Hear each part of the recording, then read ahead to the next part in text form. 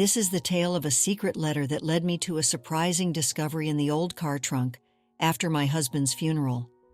Kevin and Scott, though we considered them our sons, grew very close to Brenda. She misled them with lies, causing them to ignore us.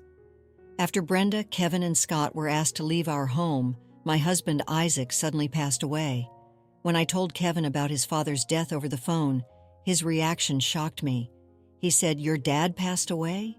You handle the funeral, Mom. I don't want to see the face of someone who kicked us out.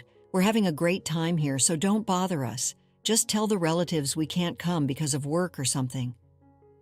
I was speechless. A week after the funeral, I received a letter from Isaac addressed to me. He wrote, "Please read this without our sons knowing." As I read, I was filled with emotion. Brenda had caused so much trouble in our family, and Kevin and Scott hadn't even come to their father's funeral. I couldn't let it end this way. My name is Samantha. I'm 55 years old, a housewife, and I also work full-time. I met Isaac at a party for new employees at our related companies. I'm not much of a drinker, but I couldn't turn down the drinks I was offered and ended up feeling very sick. I was sitting in a corner looking for a chance to leave when Isaac noticed me. He started talking to me and even arranged a taxi for me later. I took a day off to thank him at his office. He was surprised to see me, but pleased. "Coming all this way just to say thanks?" "Thanks, you're thoughtful," he said. We became friends, started dating, and eventually got married. We both longed for a warm family life. Isaac had a tough upbringing, and I lost my parents when I was young. We believed we could be happy together, but living with each other brought unexpected challenges, mostly because of Isaac's sister, Brenda. Before the wedding, I tried to meet her, but she was too busy. Our first meeting was at the wedding. Isaac's parents had passed away, so it was a simple ceremony with just friends and relatives. Brenda drew attention in many ways. She wore a pure white dress that was quite revealing, had heavy makeup like a stage actress, and wore lots of perfume. I tried not to show how upset I was, but Brenda either noticed or just didn't like me from the start. She didn't say hello and made fun of me. She said to Isaac, "Couldn't you find someone better at your workplace?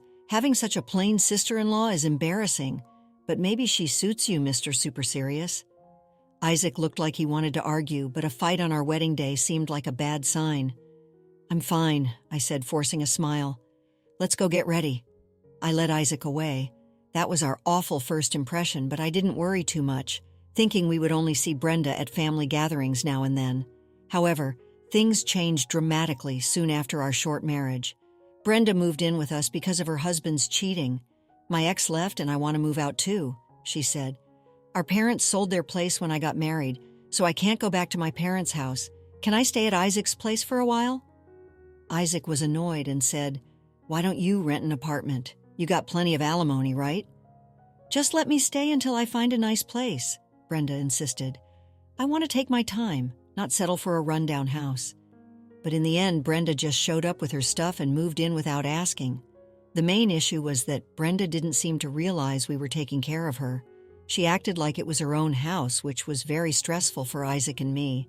Brenda would go out every night, sleep until the afternoon, and then spend the day lounging on the living room sofa, playing with her phone, or just watching TV. This was her routine until she went out again after dinner. Sometimes I took a day off and stayed home, so I saw this was what she did every day. When I came home tired in the evening after working all day, Brenda would ask in a complaining tone, "Hey, is dinner ready yet? How long until it's done?" I would say, "In about 50 minutes. She would reply, "That long? Hurry up, will you?" She also made rude comments about my cleaning, saying things like, "You're not very good at this," or "You're cutting corners." I shared the cleaning duties with Isaac. He's tired too. Brenda told me, "As a wife, you should be doing all the household chores." I didn't want to complain to Isaac about Brenda because I didn't want to ruin their relationship as siblings, but he noticed that I was becoming unhappy. When Isaac asked me about it and I told him about Brenda's behavior, he got really angry. He told Brenda, "Don't overstep your boundaries, you're just a guest here." But Brenda just shrugged and said, "I'm just stating the obvious." She refused to help pay for household expenses. "I'm still in shock from my husband's cheating," she said. "How can I work in this state and you want to charge me? I can afford to pay for clothes and go out drinking." Brenda's attitude made both Isaac and me very upset. My dream of a happy married life was turning into a nightmare because of her. Isaac and I wanted to have kids soon, but it seemed like the stress over Brenda was getting in the way. We were even thinking about getting medical checks. Then I found out I was pregnant. In our 6 years of marriage, we were so happy and cried tears of joy. Isaac saw this as a chance to suggest Brenda move out. He told her, "We're going to need more space when the baby comes. Maybe it's time you move to your place then." Brenda asked me, "What do you plan to do about work?" I said, "I plan to return to work after a year of parental leave." She offered, "Well, I can look after the baby, but we plan to use daycare." I checked around and found out that all the daycares, even the unlicensed ones, had long waiting lists. A few months later, as my belly began to show, Brenda said confidently, "I'll take care of the baby until you get a daycare spot. I owe you, and I'll do it for free. It'll be tough on your finances if you quit your job." After discussing it, Isaac and I reluctantly agreed to let Brenda help. I was very worried, but to my surprise, Brenda took excellent care of our newborn, Kevin. She learned about childcare online, prepared his meals, and even took him to parks and community centers. She was so dedicated to Kevin, and it showed in how much he adored her. Even when our second son, Scott, was born 3 years later, Brenda's care didn't change. With Isaac and me busy at work, we were thankful for her help with the kids. But as the boys grew older, they started to avoid us more. When we suggested going to the amusement park or having a barbecue for Scott's birthday, they would say, "Brenda already took us to a fancy place," or "We're going with Brenda to a high-end sushi restaurant." It was hard for Isaac and me to see how excited they were about spending time with Brenda. Even after Kevin and Scott started elementary school, they preferred being with Brenda, even on weekends. They barely talked to us and acted like we weren't important, spending all their time playing games or going out with her. Things got even worse as Kevin got older. He openly showed he didn't like us, ignored us, and even made rude noises when we tried to talk to him. Once, when I told him not to eat while playing on his phone, he snapped at me, "Shut up, old lady." I was shocked to hear him say it. "It would have been great if Brenda was our mom," he continued. "She gives us money and takes us places." The boys even said, "Being born to you was a mistake, and we heard from Brenda you didn't want kids." That hurt a lot. I calmly explained that Brenda, while not working and just living off her alimony, wasn't contributing financially. Kevin dreamily said, "Brenda's lifestyle is something to aspire to," and added, "But she raised us right. Complaining about her seems weird." They even questioned if we wanted kids at all, believing Brenda's claim that we had them just out of obligation, which was not true. Isaac and I always wanted kids, and Brenda had only offered to help until we found daycare. I was very upset and couldn't believe what Kevin was saying to me. He smirked when he saw how upset I was and said, "You guys are always so annoying, telling us to do homework and that we play too many games. Brenda says it's fine not to do homework and even stays up playing games with us until morning." I snapped back, "Brenda isn't responsible for your future.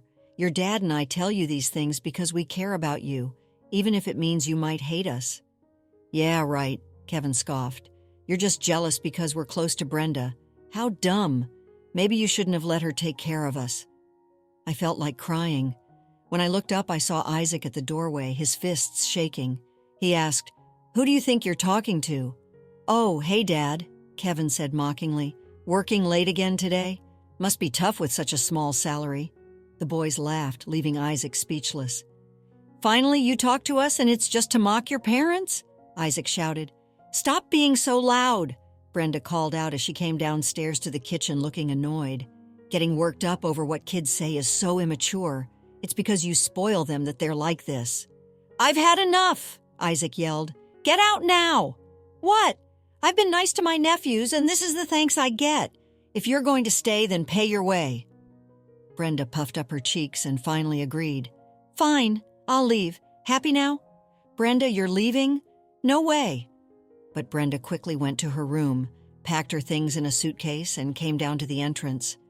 "I've put my clothes in boxes. I've arranged for movers this weekend. Leave it until then, okay?" "Brenda, are you going?" I asked. "Yes, take care," she said, smiling at Kevin and Scott as they saw her off to the gate. Then she left.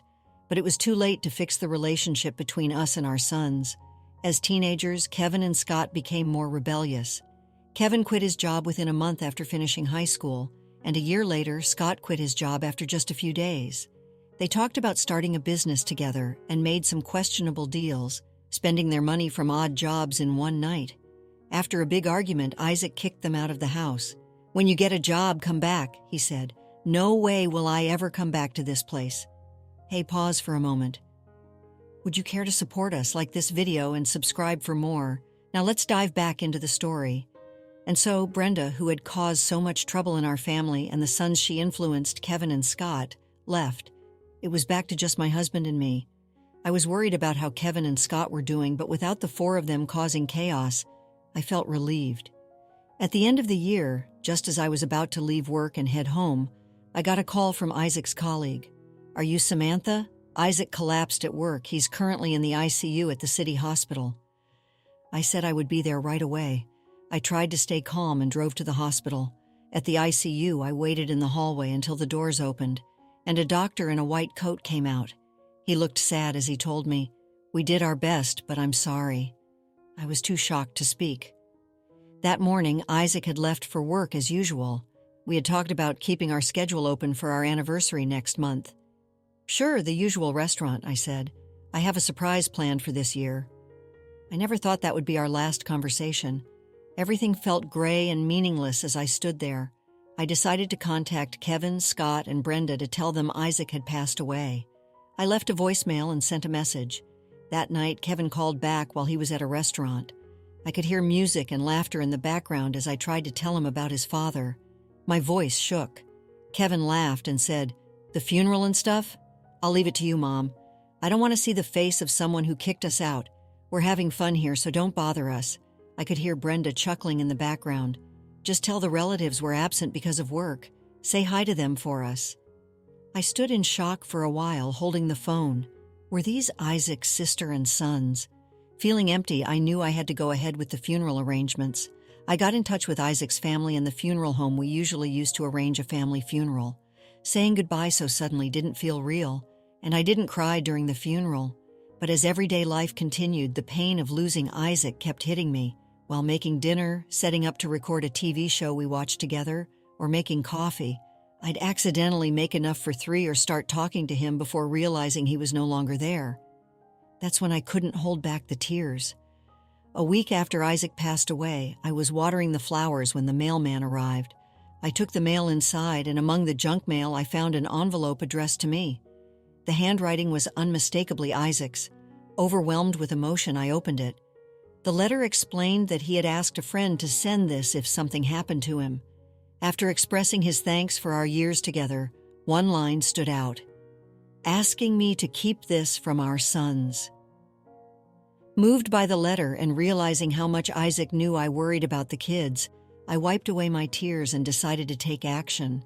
Brenda had hurt our family, and Kevin and Scott hadn't even come to their father's funeral. I was determined not to let it end this way. Isaac's letter mentioned a package in a safety deposit box at a bank near the station, and he included a key. I went to the bank, entered the safety deposit box area next to the ATMs, and nervously followed the instructions. I inserted the card, entered the PIN, and a part of the table opened to reveal the safety deposit box Isaac had rented. I used the key, found everything Isaac mentioned, and took them with me. Later, I invited Brenda, Kevin, and Scott to my house. I decided to share Isaac's inheritance with everyone important to him, with the promise of inheritance. Brenda, Kevin, and Scott came quickly. They had skipped the funeral but were eager for the inheritance, which showed their shamelessness. Brenda couldn't even wait while I was making tea. She blurted out, "Stingy Isaac had an inheritance? Maybe he hid money because he was so stingy. Being stingy might not be so bad after all. I wonder if he put his inheritance in some account. I'm excited." Then she looked at me and smiled. "You did the right thing telling your sister-in-law." "Mom, stop beating around the bush," Kevin said. "Is Dad's inheritance in jewels, maybe gold bars?" As they all fidgeted, I smiled and said, "Before that, please listen to this." I put an IC recorder and Isaac's cell phone on the dining table, which confused them. "Is that Dad's cell phone? And what's this, an IC recorder? The kind used for investigating affairs? I see it on TV. Wait, did Dad have an affair?" Kevin laughed mockingly, but his smile vanished when I pressed play. Kevin's voice came through, talking on the phone. "Yeah, remember that old lady you met at our house, Brenda? She wears so much makeup and clings to me, calling me Kevin, dear. It's gross, but she'll hand over money if you flatter her. There's a use for fools and old ladies." As Kevin froze, Brenda's face filled with anger. When the recording stopped, Brenda angrily asked, "What was that, Kevin?" He replied, "I don't know, a stranger maybe, or Dad recorded that voiceover." Brenda shouted, "Isaac was too tech-illiterate to do something like that." As Brenda and Kevin argued, Scott tried to leave quietly. I quickly played the second recording. "How much money did you get from Brenda? $333,000? Damn, I only got $3,000. What did you do?"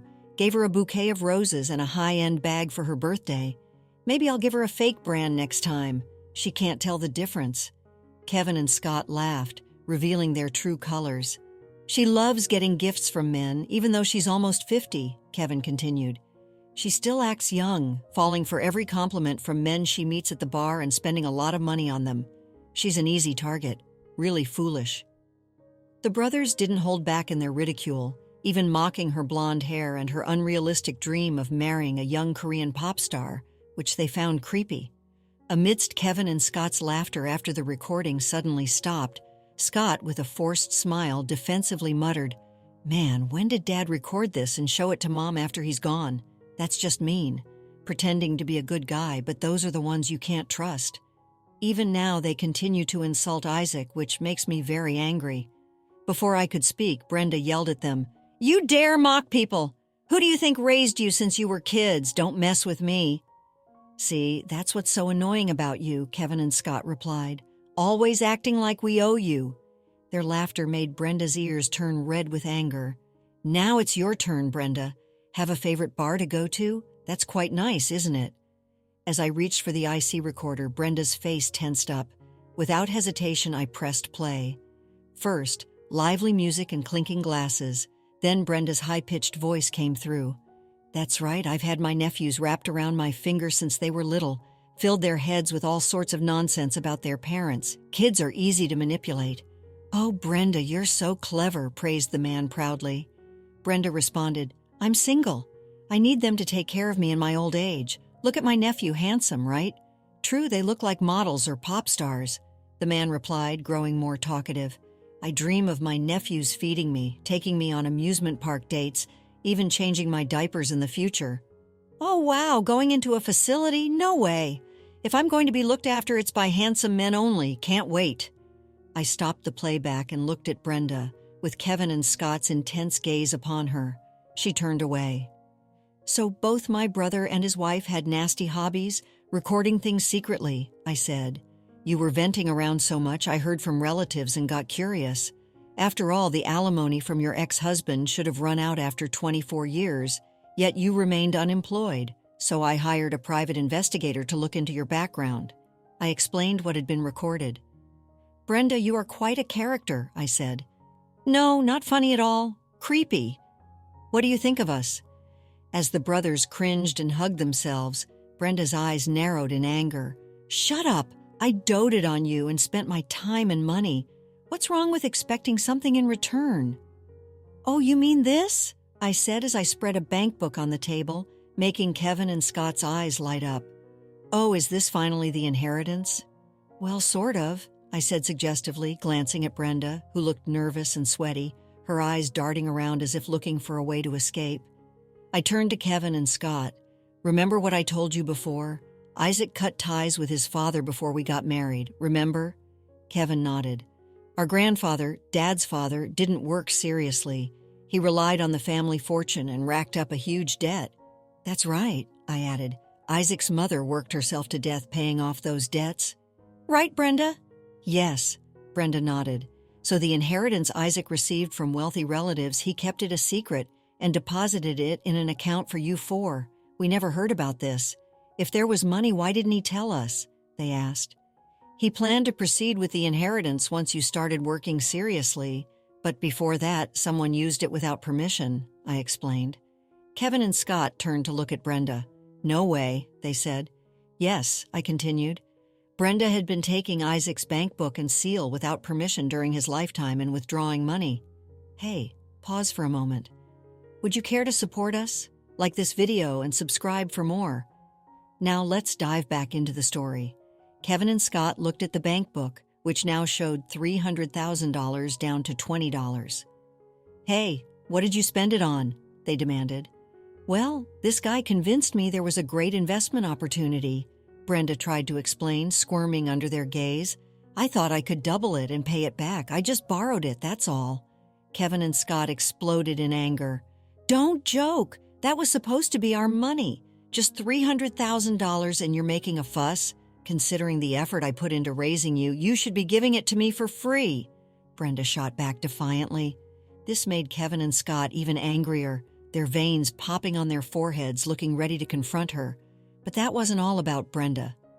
I sighed and spread Kevin and Scott's bank books on the table. You both started working right after high school, so the college funds were left untouched. I was going to give it to you once you started working seriously, but this too was meddled with. Seeing only a few pennies left in their accounts, Kevin tore at his hair in frustration, and Scott almost cried. Damn it, woman, what you're doing is criminal. Yeah, we'll sue you, they threatened. Don't be silly, Brenda replied, crossing her arms and legs and laughing annoyingly. It's called family theft, and it doesn't count as a crime when done by a relative. I'll pay it back someday, maybe in the next life. You could be charged for it, I said. That's why I called the police earlier. At my words, Brenda's eyes widened in shock. Huh?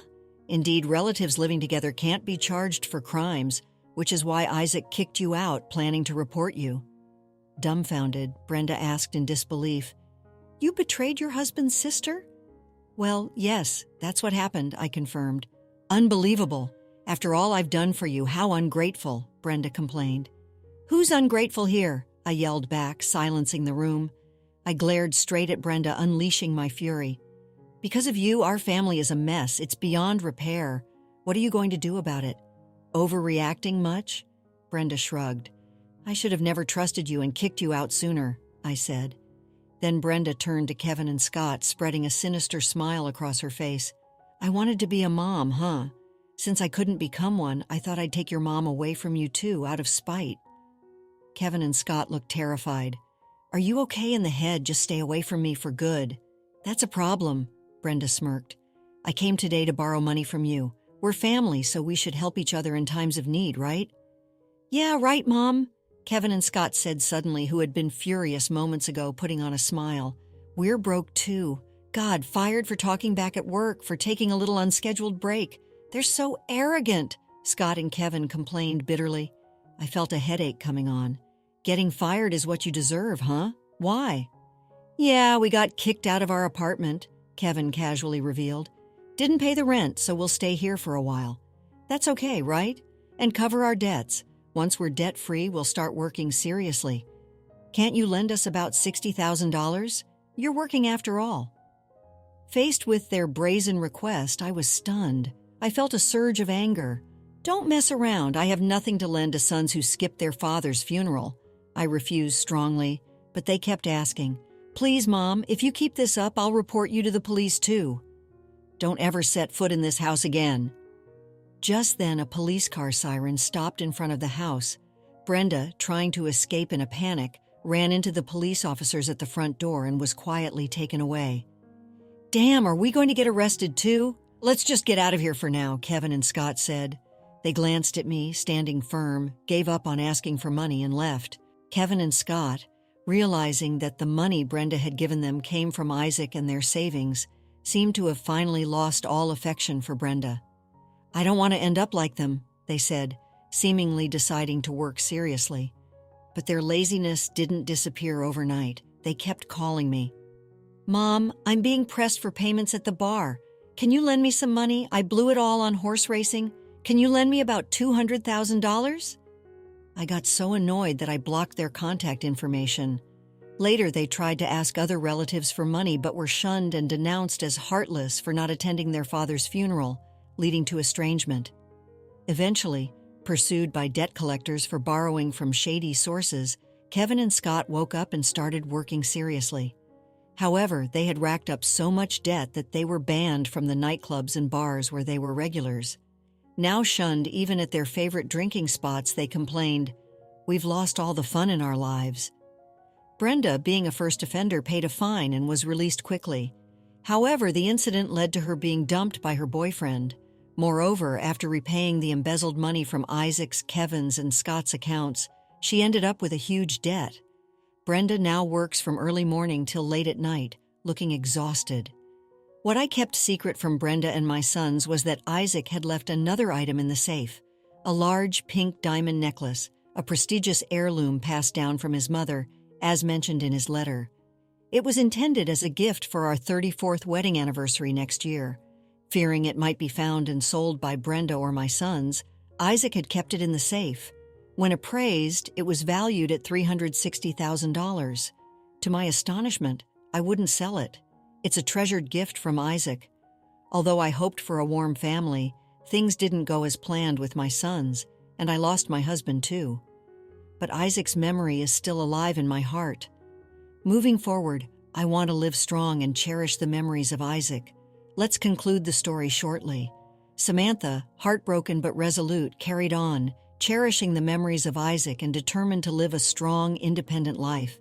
The pink diamond necklace, a symbol of their love and a reminder of Isaac's enduring presence, became a source of comfort and strength. Kevin and Scott, facing the consequences of their actions and realizing the depth of their betrayal, struggled to rebuild their lives. They learned the hard way that true success comes from hard work, honesty, and genuine relationships, not from exploiting others or chasing fleeting pleasures. Brenda, burdened by debt and the weight of her manipulative actions, faded into the background, a stark reminder of the destructive power of greed and selfishness. Samantha's story is a testament to the resilience of the human spirit, the enduring power of love, and the importance of forgiveness. Though life had dealt her a cruel hand, Samantha found solace in her memories, strength in her independence, and hope in the possibility of a brighter future. Her journey, though marked by loss and betrayal, ultimately affirmed the enduring power of love, the importance of family, and the ultimate triumph of good over evil. After experiencing the full journey of our story, we'd love to hear your thoughts.